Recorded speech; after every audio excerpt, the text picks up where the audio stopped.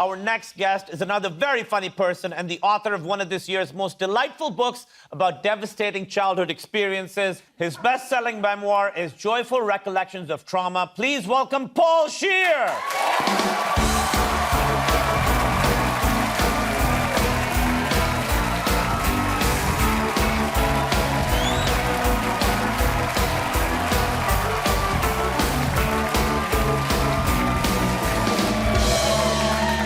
Paul, when's your pop song coming out? Very soon. I mean, it's emotional. It's, you know, it's, Well, give it's us sexy. Give us a taste. It's a little bit like this. So it's like, you don't call me anymore.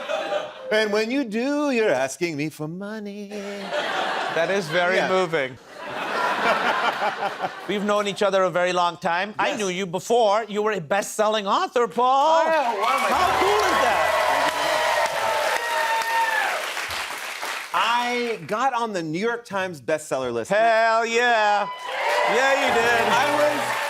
I was very, I mean, it's exciting. It feels like one of those things like, oh, I don't care about it. It's no big deal. I wanted the work. But then when you get it, you're like, oh, whoa, this is cool. Like, you know, to be a New York Times bestseller and everyone's like, oh, they'll put that on your gravestone, which is a bummer to think about in the grand scheme of things because people are already killing me off. Yeah, and they're saying you're not gonna, like, do other things?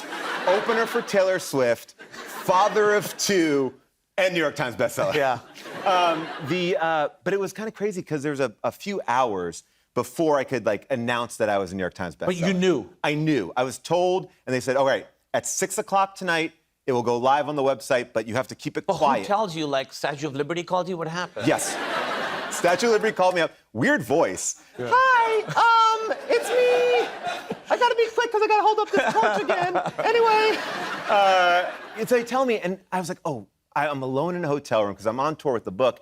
And I figured, you know what I'll do? I'll announce it to the crowd. I'm doing this like big event in Chicago. I was like, I'm gonna tell the crowd. Oh. So it's gonna be really good. And I go out on stage and I got this little secret and I'm like, oh, but I gotta have somebody tape it. And I don't know anyone there. So I take out my phone and I go, sir, can you hold this for a second and just hit record and I have something, it'll all make sense in a second. Just to a random guy in the audience. Nice guy. I looked at the audience and I picked somebody. I was like, yeah, you can do it. Like, he looked like he could hold a camera. That bar is so low. Very low. But I gave it to him and I'm like, you got it? And I was like, recording? Yes. And I kind of give this like very heartfelt and true speech. I was like, this is amazing. It's because of you. All these people who bought this book, who supported it. Crowd goes nuts. They're going nuts. And I want to tell you right now, first people to know, I am a New York Times best-selling author. Crowd goes crazy. I'm like, yeah, that's why you were taping it. And I get it back, and he didn't tape it. Did he forget? I think he got nervous. Oh. I think he just didn't know how to hit that record button. I misjudged him. I mean, I thought he could... Maybe I just saw that he could hold a camera, but he couldn't actually hit the button. The next step, you gotta be able to do that. So then I was like, oh no, I think I gotta do this again. And I was like, sir, can you re-hold the camera? I'm gonna hit record. And I gave it back to him, and then I had to do it again. But then I felt weird about it, because I was like trying to be heartfelt again, and I felt really icky, like, and it's because of you, and I couldn't have done this, and I'm announcing it for the first time. But then the audience got into it, because they knew it was gonna be announced. And then it was too much. Okay. Everyone's like, yeah! And I was like, all right, we gotta do it one more time. We gotta take it down. Let's just take it down to make it normal. Because it seemed too much. You did it 3 times. Did it 3 times. 3rd time's for charm. Is that the one you posted? That's the one I posted. Did you say this is lies, or was it real? I was like, this is the 3rd take, but like all good actors, I think Daniel Day-Lewis does 3 takes always. Yeah, that's what I've heard. That's what I've heard. I hear you actually, you've been going around signing books and doing all that. How's that? Well, here's the thing. I know that a lot of people get their books on Amazon, which is great, but I was like, I want to take it to the people. I want to sign books in airports. There's all those airport bookstores. Get me in that. And I told my publishers, I'm like, can we go to an airport? And they're like, what? And I'm like, you know, the bookstores in the airport. And they're like, no, you don't want to do that. That would be bad. And I'm like, no, I think it'll be really good. And no one would help me. So then I just went online to hudsonnews.com, and they have like a contact us button. And I was like, contact. I was like, hi, I wrote a book. Can I sign it in your store? And people were like, really? And I was like, yeah. And like, so like, yeah, come. So I went to JFK, I had to bring my own books because they didn't have them in stock. Perfect. And by the way, I was like, hey, everybody, I'm at JFK in Terminal 3. So do you have to, like, go through security? You send all your books through security? My books went through security. Do they have questions? Well, I mean, they didn't read the book, so they don't have that many questions. No, but they were like, okay, this is weird. I had a chaperone.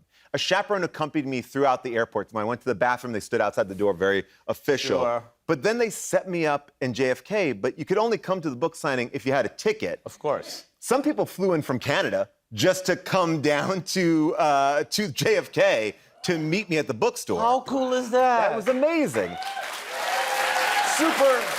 An amazing highlight.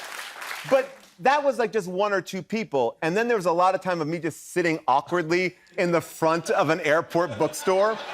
And I would watch people like kind of walk by and be like, oh no, is that the dude from the league? Is he working in a bookstore now? You know, and I'd be like, come on over. And they're like, I think he's trying to convert me to a religion or something. Well, you should have made this exact face while you were waiting for it, like next to it. It's like, here, let's do it. Yeah.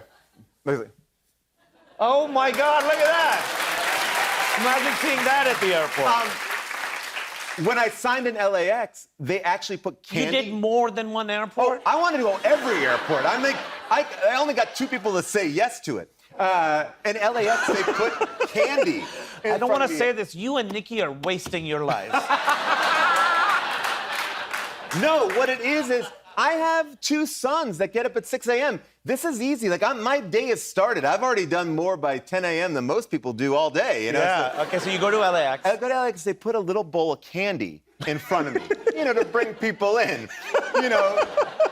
So people are like reaching out to have some Godiva, and Wait, they put Godiva for free? Look at this book, New York Times bestseller. That's a Godiva book. Yeah. Mini Godivas. Mini Godivas. That's great. So they come, and people were taking the candy, but then not buying a book. And I felt a little bit weird. I'm like, hey, come on, you can't take the candy and not buy a book. And then I would get jealous of other people buying a book. Like, I'd see somebody looking at The Wager, and I'm like, not that good. Hey, don't put down that Tom Selleck book. This is better. There are almost no joyful recollections of trauma in that book. This one's chock full of them. I want to talk about this real quick. Yeah. You put yourself in the unenviable position. I don't know why I chose that word. I always have trouble with it. I always do that too. I'm going to trip over it, but I do it anyway. But you did it great. Yeah, I put myself in the unenviable position of having to say unenviable. Yeah. Unenviable. And you chose to write a message for everybody. Right. I like to personalize the book. I like to put something different in there so people have like a unique experience. Some people come to me with what they want, but a lot of people are like, hey, can you put this from How Did This Get Made? Can you put this from The League? Can you put this from Black Monday? And people are always like kind of pitching like catchphrases to me. Catchphrases? Well, they're like, put your catchphrase from The League. And I'll be like, child, please. And I'm like, yeah. And I'm like, right. And then it gets more obscure. People are like, put your catchphrase from Lower Decks in there. And I'm like, I don't think I have a catchphrase. What would the catchphrase be? Like, I don't know. Yeah. I'm like, well, then why did you ask for it? They're like, I don't know. And then I'm like, engines on full thrusters. I don't know. Well, we actually had them mock up a few possible catchphrases for you. I need some help, yeah. You want to see what you think of some of these? Just read them out? Okay, yeah, sure. All right, how about this one? Paul's to the wall. Yeah. Good. I like that. How about this one? Well, frost my tips. That's a pretty It's good one. buddy. You got no tips to frost. But I can do it on the side. I can kind of have like J. Jonah Jameson. This is the one I think I should pick up. Mind the gap. Boom. Oh, yeah, there it is. Yeah. That's it. Thank you, Paul. Joyful Recollections of Trauma is available now. And Twisters opens in theaters July 19th. We'll be right back with Mon Laferte.